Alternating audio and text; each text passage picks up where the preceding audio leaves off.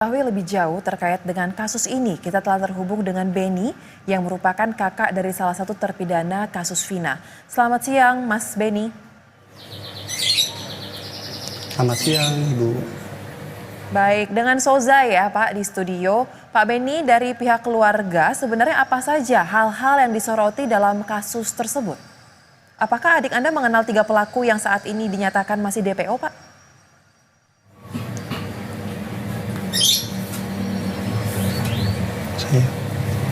Saya tidak mengenal semuanya.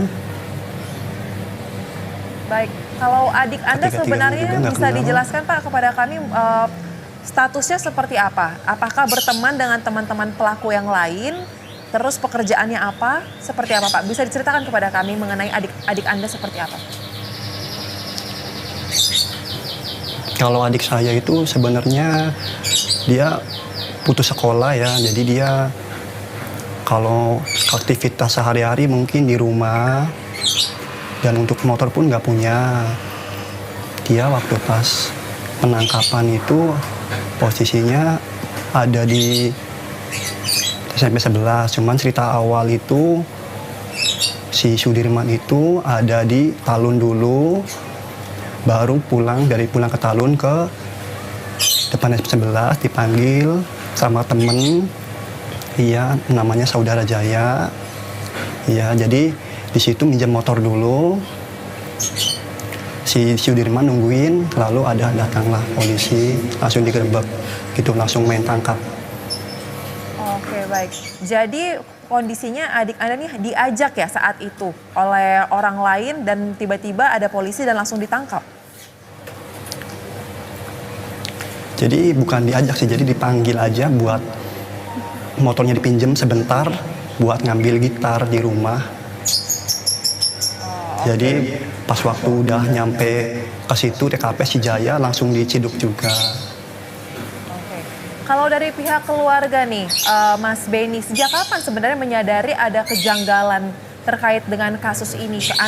Adik Anda yang tidak terlibat geng motor tiba-tiba ditangkap, kapan mulai menyadari bahwa ini ada yang janggal, yang aneh? Yang aneh mungkin dari penangkapannya ya. Mungkin nggak ada surat penangkapan atau secara detail lah. Oke. Tapi sejak merasakan ada kejanggalan itu, pihak keluarga ada melakukan upaya hukum kah atau berusaha untuk mempertanyakan kenapa adik Anda ikut terseret dalam kasus yang seperti tidak mungkin dilakukan oleh adik Anda? Saya sudah serahkan ke pengacara sih ya, Ibu Titin sih. Itu semuanya. Oke, Pak Beni, kita tahu ya bahwa dari pemberitaan yang ada selama ini katanya ada 11 tersangka, 8 sudah ditahan di kepolisian dan tengah menjalani hukuman. Nah, apakah adik Anda ini termasuk yang menjalani hukuman yang pidana seumur hidup tersebut? Iya, betul. Lalu kapan terakhir pernah berkunjung, berkomunikasi dengan adik Anda? Bagaimana kondisinya saat ini? Saat ini ada di lapas ya. Soalnya kalau itu sebulan sekali, kadang 2 minggu ke sana. Baik. Kondisinya dalam kondisi yang sehat, Pak?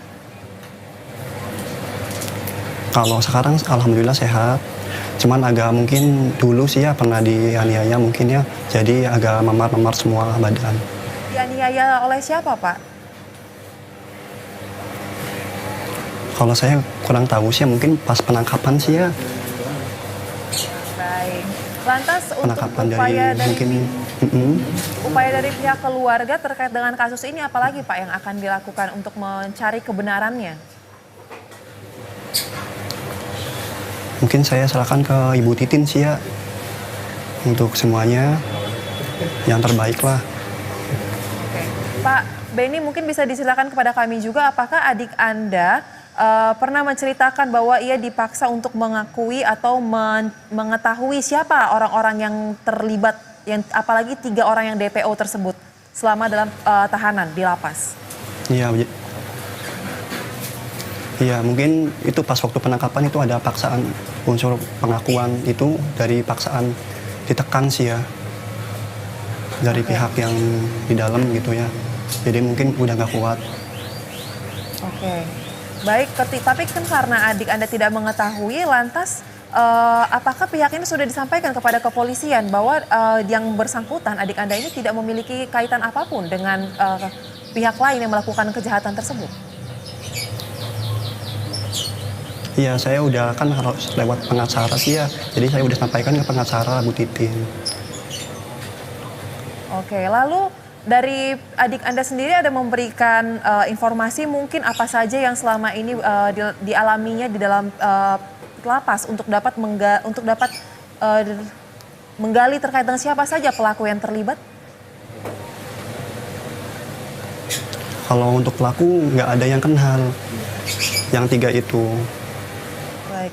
Lalu untuk yang sama-sama di penjara saat ini, apakah itu merupakan teman-teman adik Anda juga atau justru orang yang tidak saling mengenal satu sama lain, Pak?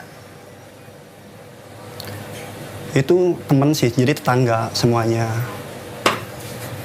Sama-sama tetangga. Lalu untuk korban sendiri, Vina dan juga Iya. kekasihnya ini, apakah Anda dan keluarga dan adik Anda mengenal mereka? Tidak sama sekali, tidak mengenal keduanya. Baik, tidak mengenal. Lalu sudah berjalan 8 tahun kasus ini. Apakah sampai dengan saat ini tidak pernah ada terbesit keinginan dari pihak keluarga untuk terus menuntut supaya kasus ini dapat dibuka seterang-terangnya, Pak? Ya mungkin untuk itu mah pasti ada ya pengennya. Cuman kan kita orang yang biasa lah gitu. Jadi bingung mau ngungkapin ke siapa, paling ke pengacara gitu. Baik, kalau untuk pengacara baru ada saat ini apa sudah dari awal kasus ini bergulir pihak keluarga sudah memiliki Dari kuasa awal. hukum? Dari awal? Dari awal, Oke, dari awal sudah memiliki dari awal. dari awal sudah memiliki kuasa hukum terkait dengan kasus ini. Lantas kenapa baru saat ini kita mendengar pengakuan terkait bahwa yang saat ini adik Anda itu bukan merupakan pelaku? Apakah ini merupakan dirasa waktu yang tepat atau selama ini justru mengalami intimidasi untuk tidak berani berbicara mengenai kasus ini? Ya kembali lagi ke intimidasi mungkin ya, intimidasi jadi bisa dikasih kesempatan untuk pengacara untuk ngomong yang sebenarnya gitu. Oke, seperti apa Pak bentuk intimidasi yang dialami? Ya mungkin kayak sidang mungkin tertutup ya. Itu udah Baik. jelas banget sih, nggak bisa menghadiri. Baik, kalau untuk intimidasi kepada pihak keluarga, ada yang datang ke rumah mungkin atau melalui telepon, apakah ini juga dialami Pak? Oh tidak, Tidak pernah mengalami intimidasi dalam bentuk seperti itu tersebut di telepon, melalui pesan singkat? oh belum ada, nggak ada. Oh, tidak ada. Oke, baik. Jadi untuk saat ini kuasa hukum dari pihak Iya. keluarga tetap berusaha untuk membuat kasus ini dapat terbuka dan adik Anda dapat di keadilan ya Pak ya? Ya betul Bu. Oke, apa yang ingin disampaikan Pak pada pihak kepolisian terkait dengan kasus ini dari pihak keluarga? Ya mungkin ya bisa menilai yang mana yang benar, mana yang salah gitu. Ya saya berharap sih semuanya bakal terungkap lah.